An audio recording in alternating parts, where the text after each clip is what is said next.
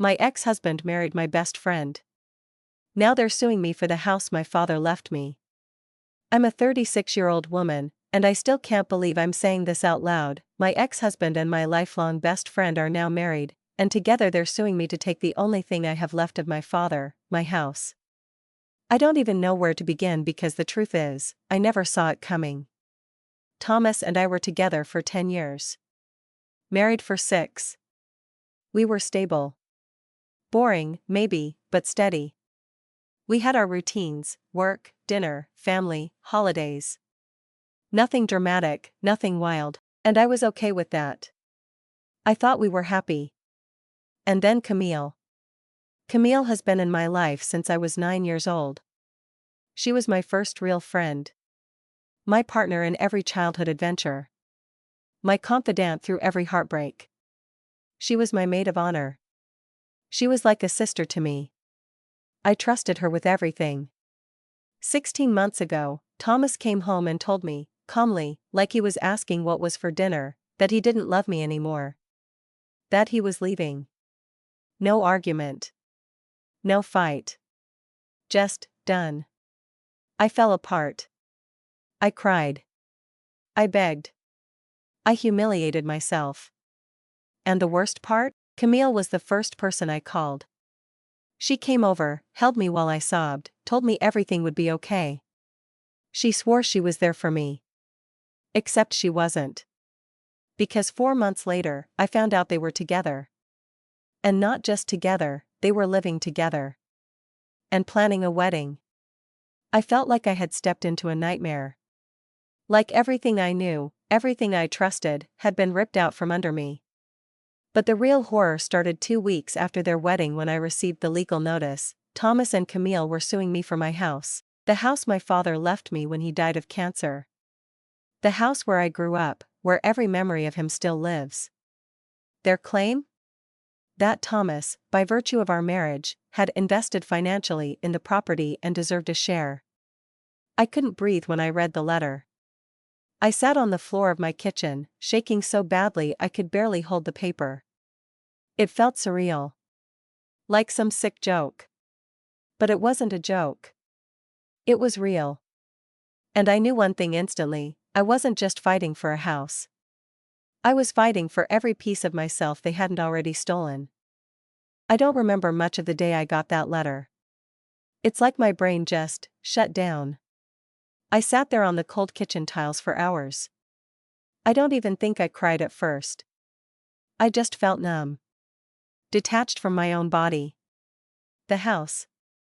My father's house. The place where he taught me to ride a bike. The living room where he used to fall asleep in front of the TV. The kitchen where we celebrated every single birthday, even when the cancer had already started eating him alive.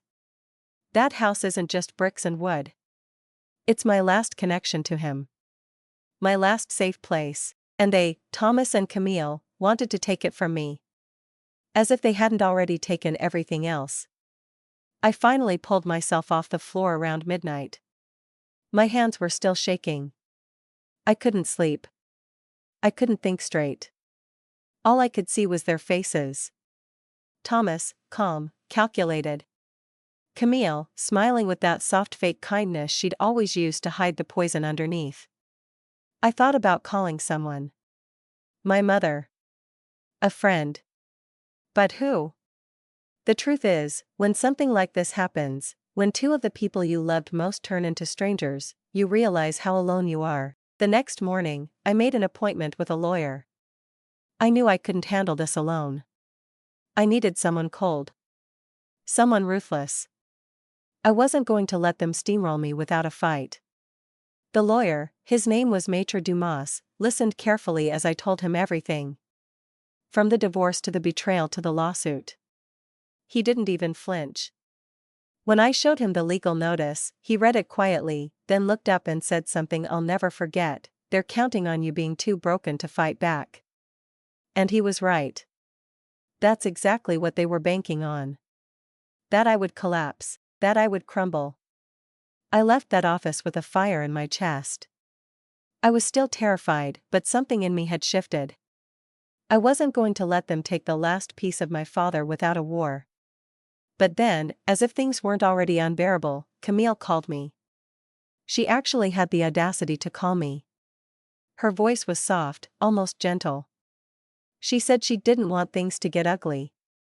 She said she hoped we could remain civil, that Thomas deserved fairness, that she still loved me like a sister. I almost laughed. The nerve of her. The absolute nerve. I stayed silent for most of the call. I don't even know how I managed it.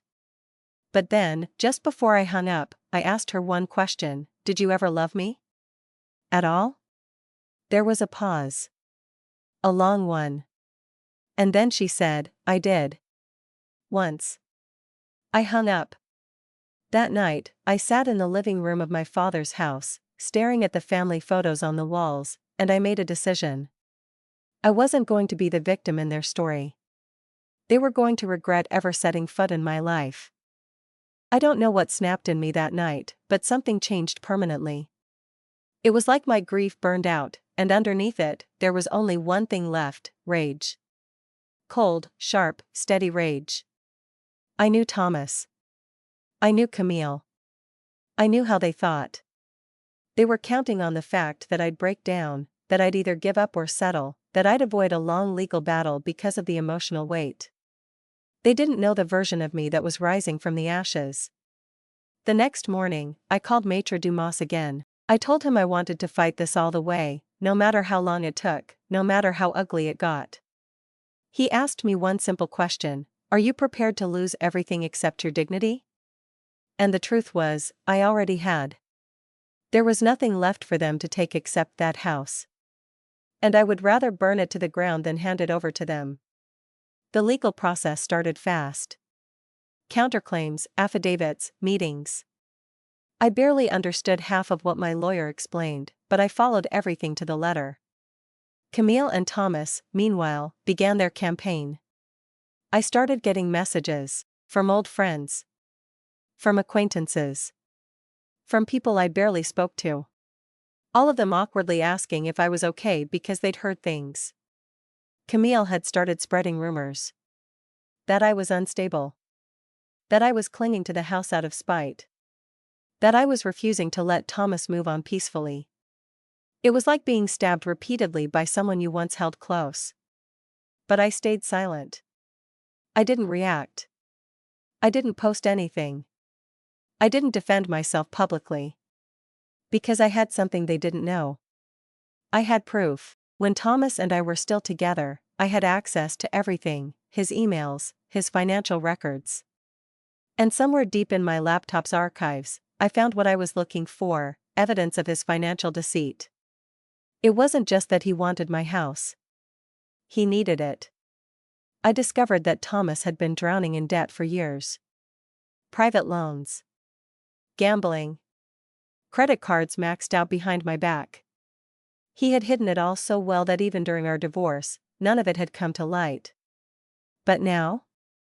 Now I had receipts. And Camille. I knew she didn't know the full truth. I printed everything. I made copies. I sent one to my lawyer, one to a trusted friend for safekeeping, and one I sent directly to Camille. Anonymously. The message was clear: if she wanted to marry a man who was only with her because he was financially desperate, that was her choice. But if she wanted to go to war with me over my father's house, she'd be fighting a battle she couldn't possibly win. It took less than 48 hours for Camille to crack. She showed up at my door, alone, tears in her eyes. I almost slammed the door in her face, but something stopped me. Maybe curiosity.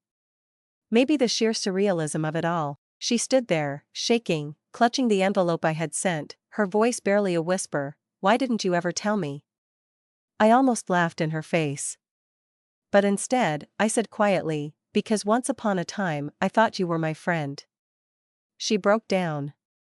Right there on my doorstep.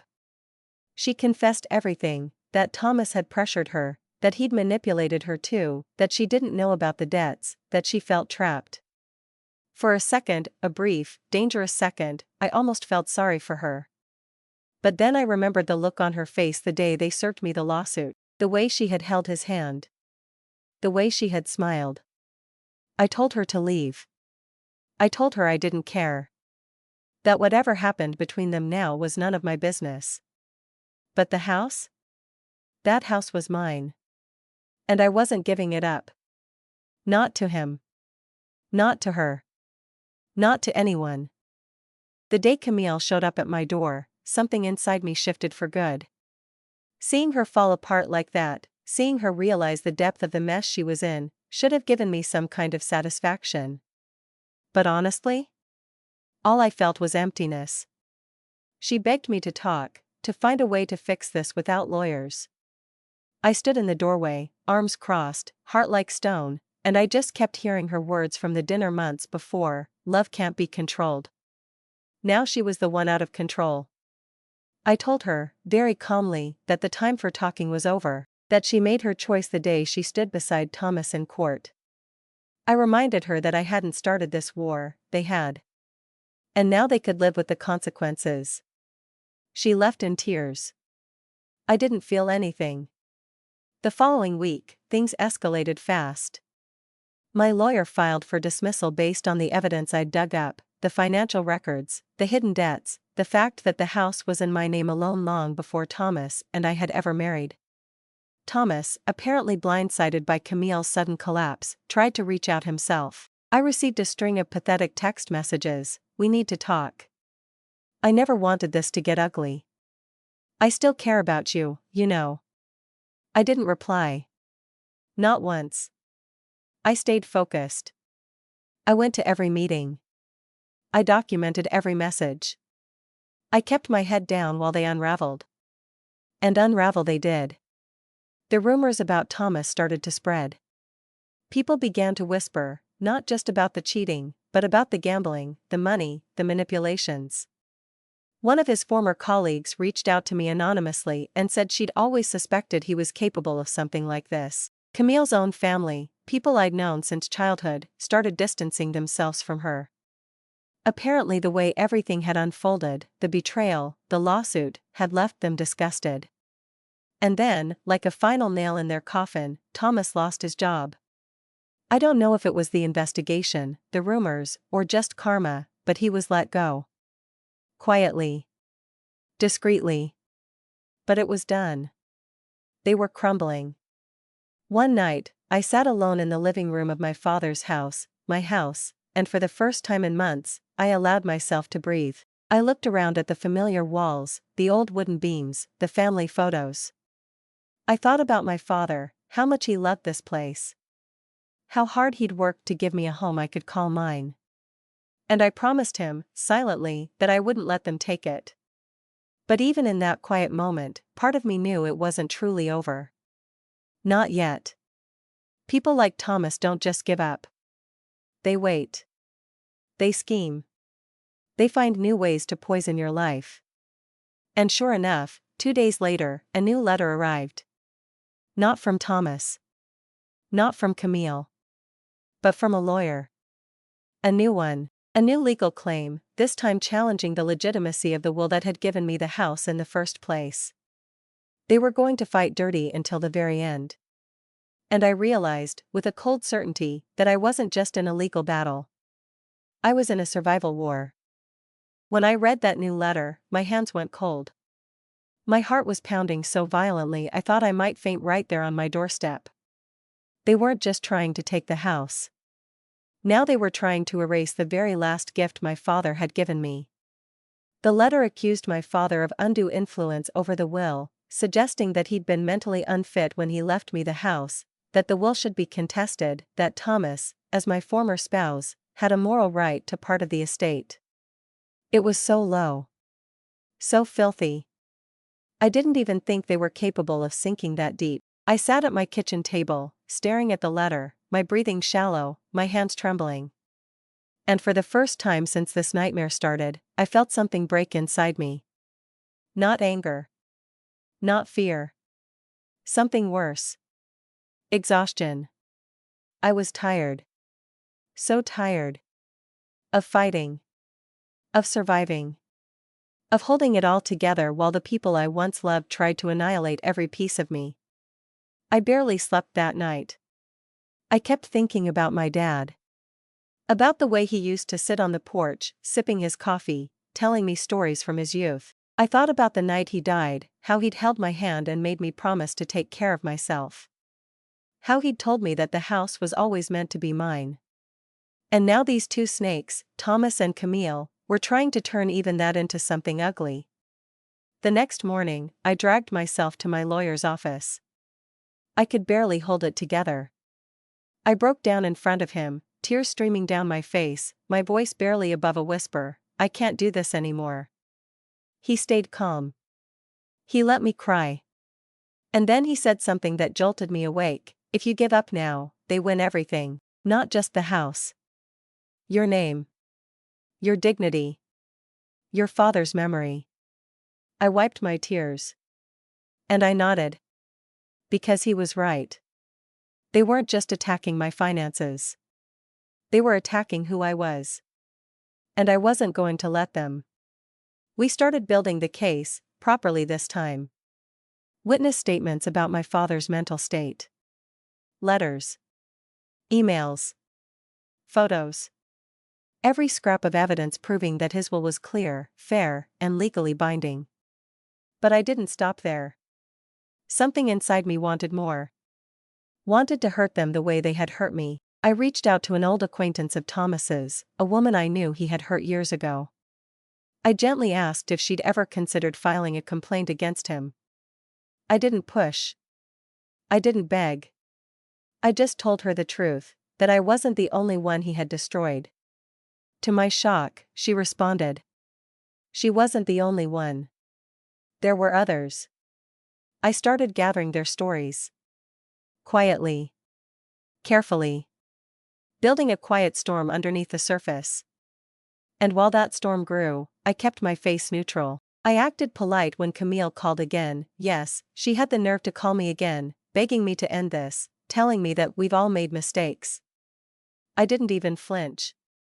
The day of the first hearing came fast. I stood in that cold courtroom, my hands steady, my lawyer by my side, and I looked Thomas dead in the eyes. And for the first time I saw it. Fear. Real fear. He knew I wasn't bluffing. He knew I wasn't going to break. And worse, he knew I had something on him now. The hearing was adjourned. No verdict yet. But I could feel it. The tide was turning, and I knew deep down, this wasn't just about saving my house anymore. This was about making sure they both paid. After that first hearing, I didn't feel relief. I felt sharpened. Like every layer of who I used to be had been stripped away, and what was left was steel. I don't think I'll ever forget the look on Thomas's face that day. He wasn't cocky anymore. He wasn't smirking the way he had been when he first served me those papers. He looked smaller. Tired. Nervous. Camille, sitting beside him, kept her head down the entire time. She couldn't even look at me. I left the courthouse without speaking to either of them. My lawyer debriefed me outside, but I could barely focus. All I kept thinking was, they're starting to crack. And I wasn't done.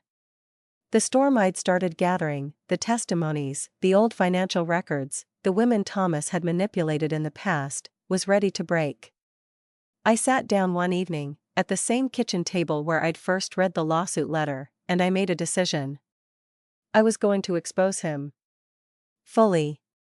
Publicly. But I wasn't going to be reckless.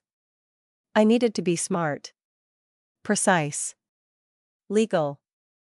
I spoke to my lawyer first, who, once he saw the sheer volume of evidence I'd collected, agreed we could issue formal complaints, not just civil, but potentially criminal. I contacted the women personally. Some were scared. Some were tired. But three of them, three women who had nothing to lose, agreed to speak up. One had been pressured into loans by Thomas years ago. Another had been emotionally blackmailed while they briefly dated. And the third had worse stories. Stories that made me physically sick to hear. With their permission, I compiled statements. I handed everything to my lawyer. And then I waited. At the same time, I started quietly pushing back against the lies Camille had been spreading about me. I reached out to the mutual friends who had distanced themselves. I showed them just enough, not everything, but enough to make them see the truth. One by one, people began to shift. The silence broke. It was small at first, just a couple of old friends checking in. A few polite texts.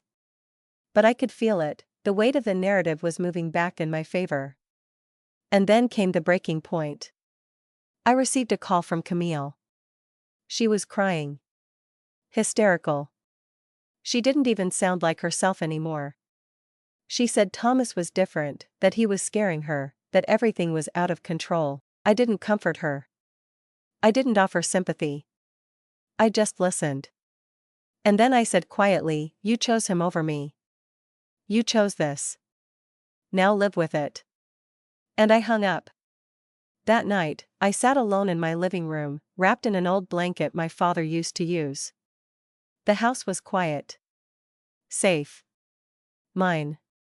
And for the first time in what felt like years, I allowed myself to breathe. I wasn't done fighting, not yet. But I could feel it in my bones, they were losing. A few days later, Camille's sister, who I hadn't spoken to in months, messaged me. She apologized. She told me she was ashamed. She said Camille wasn't the person she used to be. Word was spreading. The truth was catching up with them.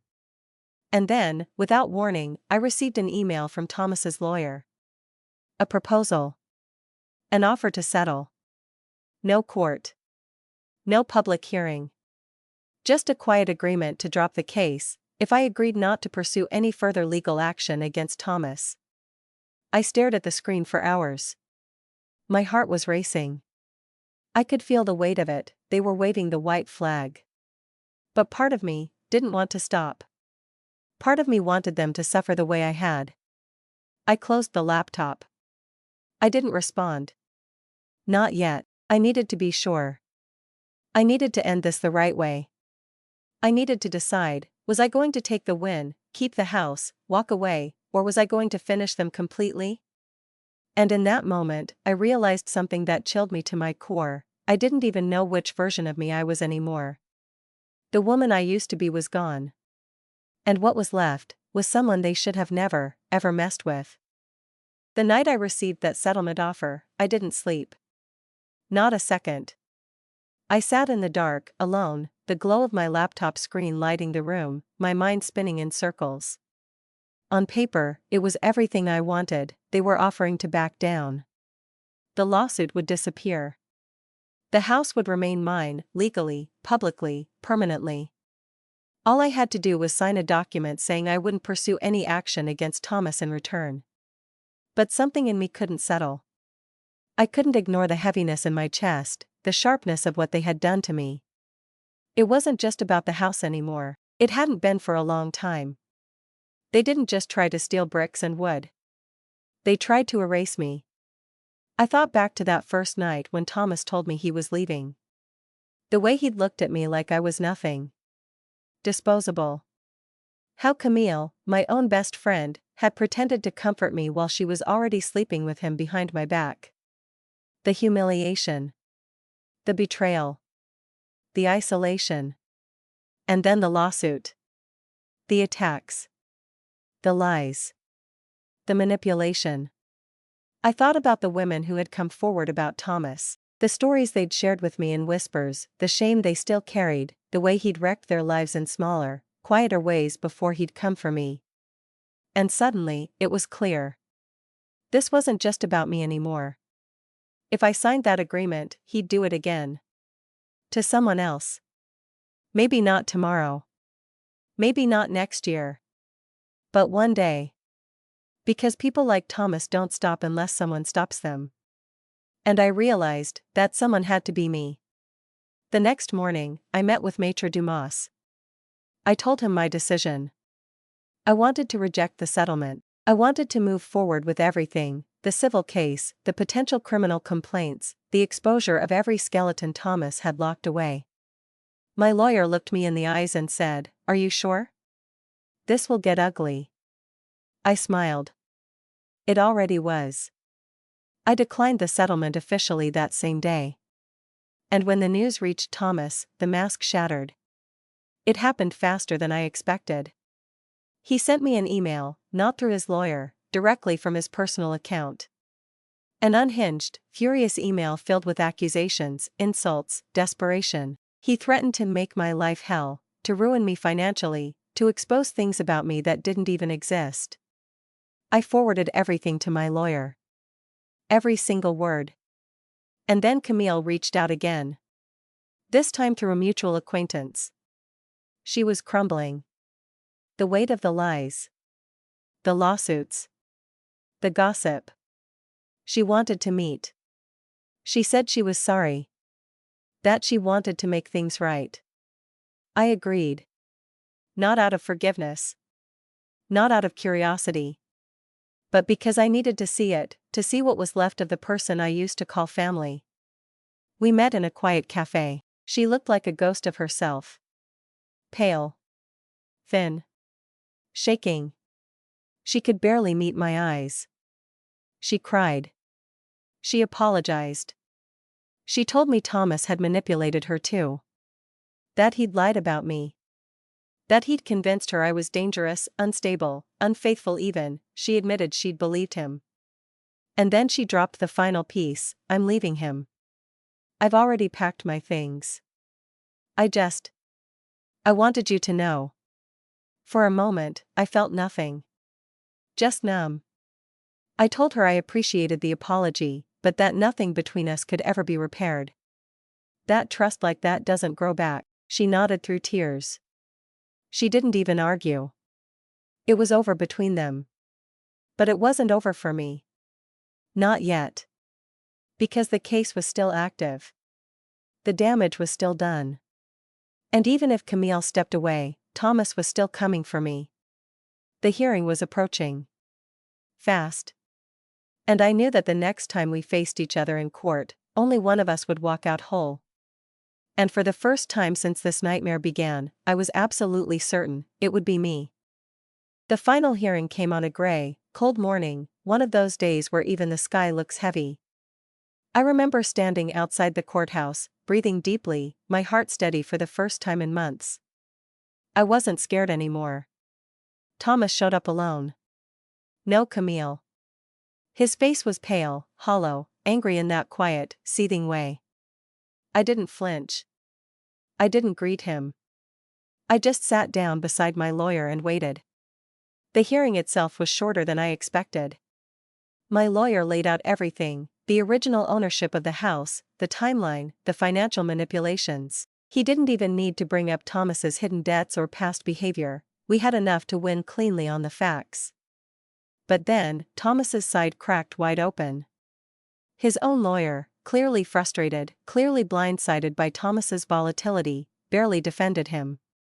I could tell immediately, they knew it was over. The judge ruled in my favor without hesitation. The house was mine. Fully. Permanently. No appeal. No settlement. Case closed. I sat there as the words echoed in the courtroom and felt nothing but a strange stillness. It wasn't joy. It wasn't even relief. It was something emptier. Deeper. After the hearing, Thomas tried to approach me in the hallway. His face was tight, his voice low, but I could see it, the fear. The defeat. The realization that he'd lost not just the house, not just the case, but everything. I didn't let him speak. I looked him dead in the eyes and said, calmly, you never should have underestimated me. And I walked away. Camille stayed gone. I later heard through mutual friends that she'd left the city. Moved back with her mother. She never reached out again. And honestly? I hope she never does. Thomas's life unraveled. The financial wreckage I'd exposed led to more. He lost whatever career he had left. I heard whispers about bankruptcy. About lawsuits from others. But I didn't follow the details. I didn't need to. I kept my house. I kept my name. And slowly, I started putting the pieces of myself back together. Some days I still sit on the porch, the same spot where my dad used to drink his coffee. The house feels quieter now. Heavy with the things I've survived. I don't trust people the way I used to. I don't believe in forever the way I once did. But I'm still standing. And they, both of them, are gone. Sometimes, I catch myself wondering if I could have done things differently. If I could have taken the early settlement. If I could have let go. But then I remember, they would have done the same thing again, to someone else. And I know deep down, I did what I had to do. I don't know if I'll ever feel whole again. But I survived. And for now, that's enough. I don't know what to do next. I just know I'll never let anyone take that much from me again. Follow me for more stories.